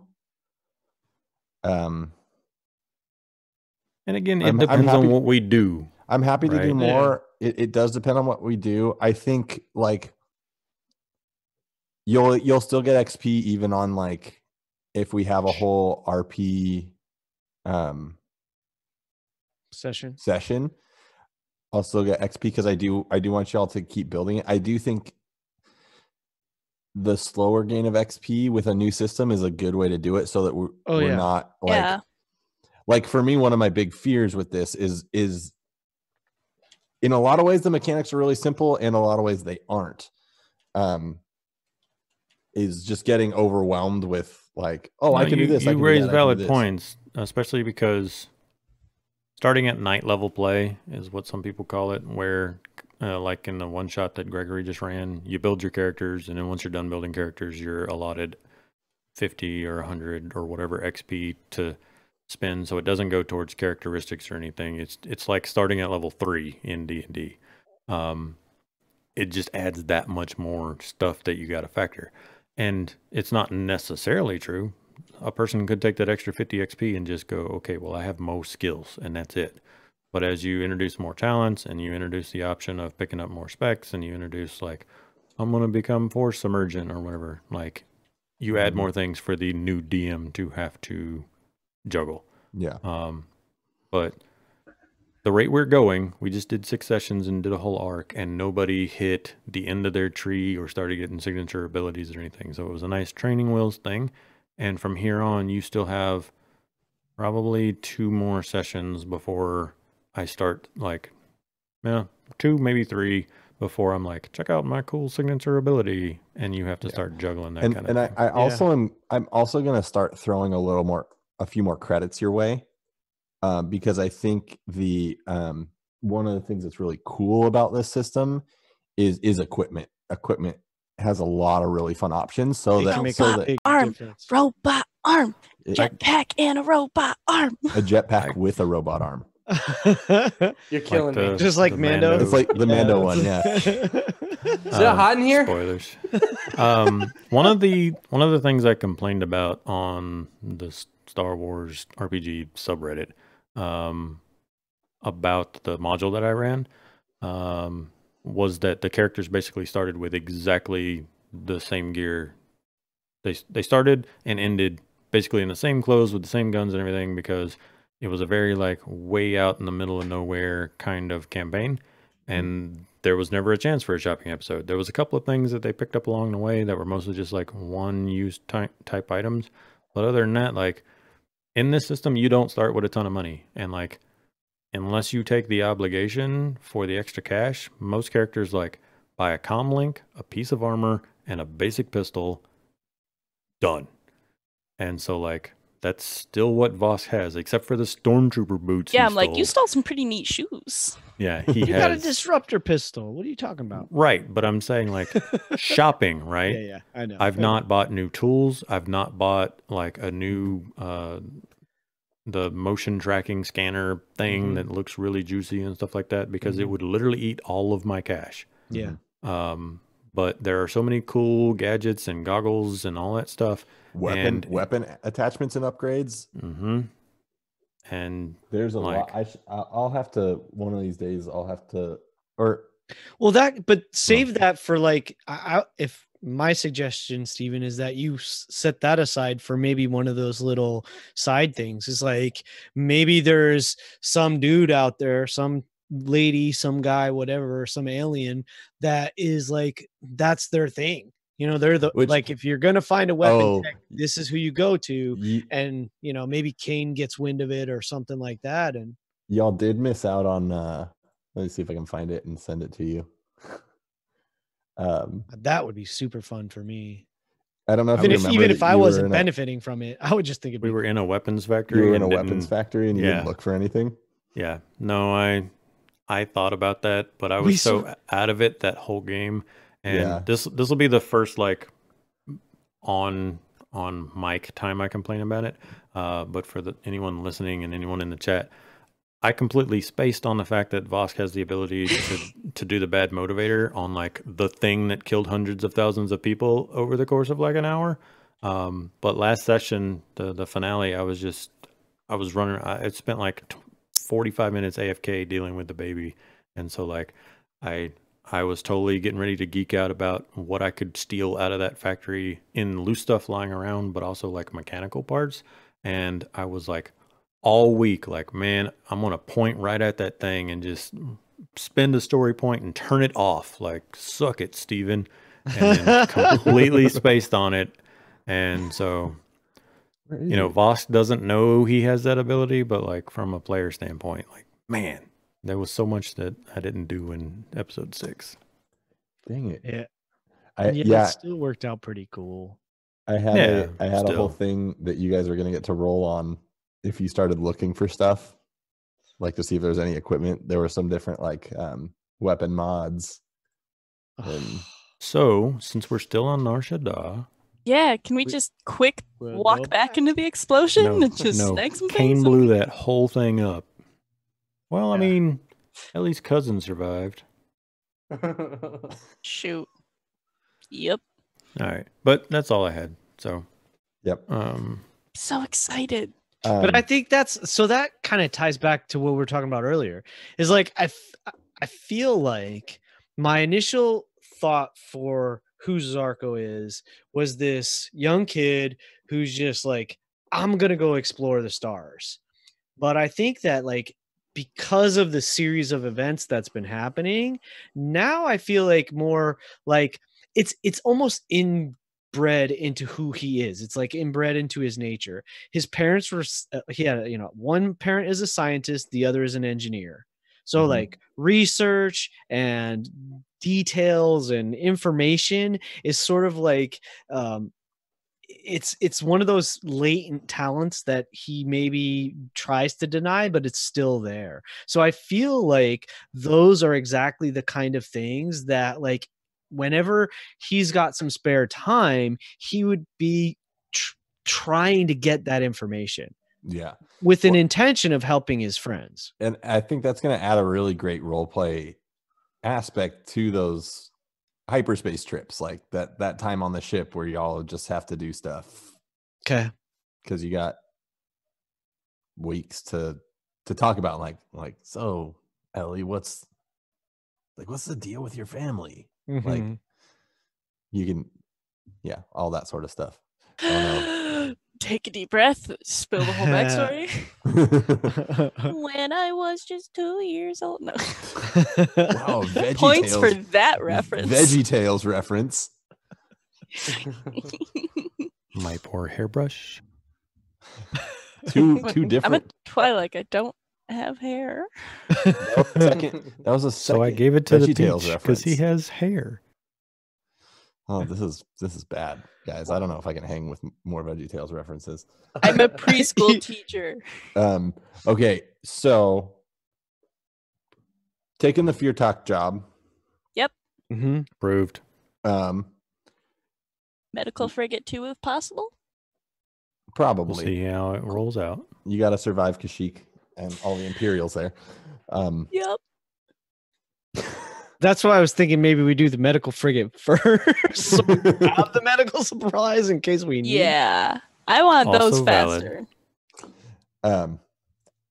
Do you want to start on Socorro in Fear Talk's lounge? I'm fine with That's it. Where it kinda all cool. began. Two months later, back at the bar, the same way we that's started the last kind of one. cool, That's actually. kind of. Yeah, but like, I'd love to see. So you talked a little, 100% agree. Starting on Socorro, but you were talking a little bit about like that opening narration, like you do in Faeforge. I think it'd be really cool if Ellie did it. Like, hey, gang, here's what we've been up to. Kind of deals. Like we've been traipsing through the galaxy and getting into some in shenanigans. character. Yeah, exactly. Yeah. Like Ellie, not necessarily Niffer. Yeah, but not Niffer. I think like, hey, I'm captain of the Second Sunrise, and here's my captain's log kind of deals. I think that could be a lot of fun. I think that would be a great start. I like that. I think, let's work and like write it out so it's really got that good feel, and we can either do it at the beginning of the first stream, or we can even just record it separately. Yeah. The other thing, actually, this is more of a production side thing than a story side thing. So podcast versus stream versus YouTube. We've talked about this being like we want it to be a really good produced podcast. But we've been putting a lot more effort into getting the VODs up. Do we still feel like that's the case, or without sounding like the guy that's always complaining, because I know that my trademark wit and sarcasm doesn't clearly convey in text. I am the one that's sinking between 10 and 15 hours in between every game in doing the stuff, and I'm doing it all alone right now. So I'm behind on the audio side because I'm barely keeping up with the video side because like I'm not even done with episode 6 yet. I'm planning on doing it since I have a 4-day weekend this weekend. I want each episode up the weekend before we play so that it's around, but there is a small tiny human in my house and I still have a job and still have school and stuff like that. The podcast would definitely be my focus, and I would love to be like somebody else's video editing. I can focus on the podcast, but how do we do that? Because somebody else steps up and starts helping. Well, I feel like we keep coming back around to this. I'm happy to do the editing. Yeah. And not calling anyone out, but like I asked for help on episode 5 because episode 5 was so terrible. And like I was using Steven's videos from Zoom or your video, Steven's audio from Zoom, and my own track because of the amount of tech problems on episode 5. And I was like, y'all, I'm going to need help on 5, even if it's just syncing the stuff. And nobody did nothing. And so I did it all by myself. Sorry. I think I was just waiting for you to tell me what you literally needed done. Sorry about that. And again, not trying to like air laundry on the stuff, but like multiple times I was like, guy, stop helping Halcyon days. I'm going to need help with this. And it didn't happen. And so I fell even further behind. And so I am cool with the podcast thing. I still want to do a good podcast. That's what this whole thing came from. Seeing the video and keeping tossing it up on YouTube and stuff is bonus features. But if you want me to make a good podcast, somebody needs to help with the video side. Even if it's just cutting out the break in the middle, slapping the outro on the end, throwing some music on the intro and outro, and then hitting published. And I'll take a look at it after and quality check it still. But like, can't do both. Yeah, I think y'all what have you been using for the audio? What are you using for audio editing? Since I have done all of the work in Resolve and have all the tracks there, it's just that much easier to match it to the master track, because then I can make the audio basically reflect the master track of the video where I've already cut out the break and stuff like that. So I know what is show worthy. So it's just easier to dump the audio tracks in Resolve and then make them match the master audio track that matches the video. I then delete the video and whatever. But regardless of which program I was using, I would need just the master track and some time to do it. And I can't do it all. Because I would be willing to do some portions of the audio editing because that's what I'm familiar with and that's what I could jump into pretty quickly, but I don't use Resolve. You don't have to. I'm using Resolve to do the audio editing because I'm already doing 80% of the work that I would do for the audio editing to do the video editing. So it's just easier to line up since it's already in that program. I mean, if you... Also, if we're doing this thing where we all get the actual tracks that are in sync with each other as far as the time goes, bam, that's like 90% of the nightmare is making it match the master track. And if you just give me all of them lined up, or we butt the beginning up, and I can go in and cut out the break in the same spot on all the tracks at the same time, so much work gone. Well, and if you're using Resolve, I think you can actually auto sync all of that based on to the master track. I think you can highlight all those tracks and just once the tracks are the same. We talked about this in Discord. Yeah, there was a whole fancy graphic. Yes, there was. In a whiteboard. The way that Zoom messes up the tracks, the auto sync in Resolve doesn't work because it doesn't realize that those are the same audio tracks. Right. And not something we need to get into now, but the thing we're doing tonight should help that insurmountably. I guess what I'm offering is I can do half of what I do for Fayforge, probably. But you're also the GM and have like 17 other fucking projects. You can't prove that.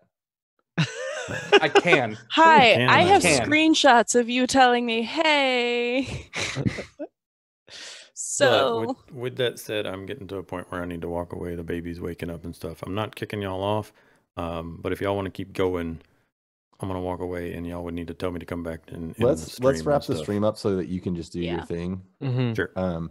So yeah, everybody, thanks for hanging out with us while we do our little Thank session you. 0, work out the details. Hope you like seeing some of the behind the scenes stuff. Sorry for killing it. We are No. Tabletop Galaxy singular. I feel like we got everything done, right? okay, but yeah. now you just said Tabletop Galaxy, and then the next word started with an S, so it still sounds like Tabletop Galaxy. Tabletop Galaxy singles. Still did it I'm right. walking away. Singular, that's what you said. We're And not Tabletop Galaxy singles. we love you. And did he leave?